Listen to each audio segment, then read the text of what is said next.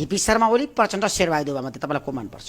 कतिचोटि भन्ने ठ्याक्क भन्नु, तिनजनामा एउटाको नाम लिनु पर्यो भने ए तपाईँको मैले के खाइदिएको होइन भन्नुहोस्, जनता जान्न चाहन्छ बताउनु। तपाईँको मैले एक छाक भात खाएको छु। एकजनाको नाम रोज्नुहोस्। तपाईँले मलाई एक छाक घर भात खुवाउनु भएको छ। होइन, म खुवाउँछु। तपाईँले भने मान्नलाई बाउले भने मानिनँ म बाउले भने नमान्ने मान्छे तपाईँले भने कसरी मान्ने? तपाईँले त बाध्यता गरेर होइन, आज बताउनु पर्छ तपाईँले। किन बताउने मैले बताउनु न ल तपाईँले के गर्नुहुन्छ मलाई सुन्नुहुन्छ ल ल ल पुलिस बनाउनुहोस् ल। त्यसो भए राज समाल भुवन केसी र शिव श्रेष्ठ मध्ये को मनपर्छ? तिनजना एकजना भन्नुहोस् ल कलाकारको नाम। पास के गर्नु त? करिश्मा आनन्द, पूजा शर्मा र रेखा थापाको मनपर्छ? पास किन पास? बेकार किन यो अनाज तपाईँको तिनजना कार्यक्रम एकजना नाम भन्नु, तपाईँको कार्यक्रम तपाईँको हिट हुन्छ मेरो त रिसिभी रहन्छ। होइन, बताइदिनुहोस् आज। तपाईँको कार्यक्रम चाहिँ हिट हुन्छ मेरो त रिसिभी रहन्छ। त्यसो भए सन्तोष पन्त, हरिवंश आचार्य र मदन कृष्ण श्रेष्ठको मनपर्छ? तपाईँले पक्कै यसले भन्दै भन्ठानेर सोधिरहनु भएको छ। भन्नुहोस्। यसले चाहिँ भन्छ है भनेर सोधिरहनु भएको होला होइन? नराम्रो फ्लप खानु हो नि कहाँ म भन्छु।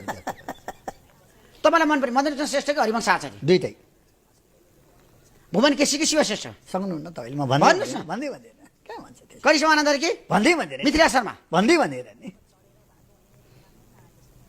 यही पनि उतातिर सोध्नेवाला फेरि होइन पुरा पुरा हेर्नु हो तपाईँले। तपाईँलाई चाहिँ पूर्व राजा ज्ञानेन्द्र शाह महेन्द्रमा को मनपर्छ? राजा महेन्द्रमा के मनपर्छ भन्नु, के मन नपर्छ? बाउ छोरा होइन अनि मलाई सबै यो पृथ्वीमा भएका सम्पूर्ण प्राणी मनपर्छ। राममोहन यादव र विद्यादेवी भण्डारीमा को मनपर्छ? दुइटै मनपर्छ। गगन थापा र योगेश भट्टराईमा को दुइटै मनपर्छ? मनपर्छ। दुइटै मनपर्छ। आज जिन्दगीमा पहिलोपल्ट कार्यक्रममा फ्लप सुदन किराँती? दुइटै मनपर्छ। ठ्याक्क भन्छु, मैले नाम भनेको छैन।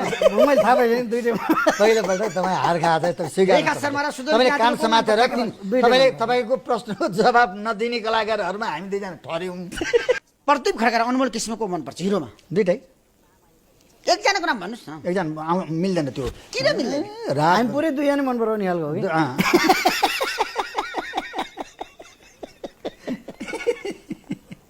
त्यसो भए ठ्याक्कै आजको दिनमा जनता जान्न चाहन्छन् बालन सारा रवि लामिछानेमा तपाईँलाई को मनपर्छ? दुइटै एकजनाको नाम भन्नुहोस्। दुइटै नयाँ हुन्, जल्दो बल्दो छन्, केही गर्न खोजिरहेछन्, जनताको प्रिय बनिरहेछन्, दुइटै राम्रो छन्।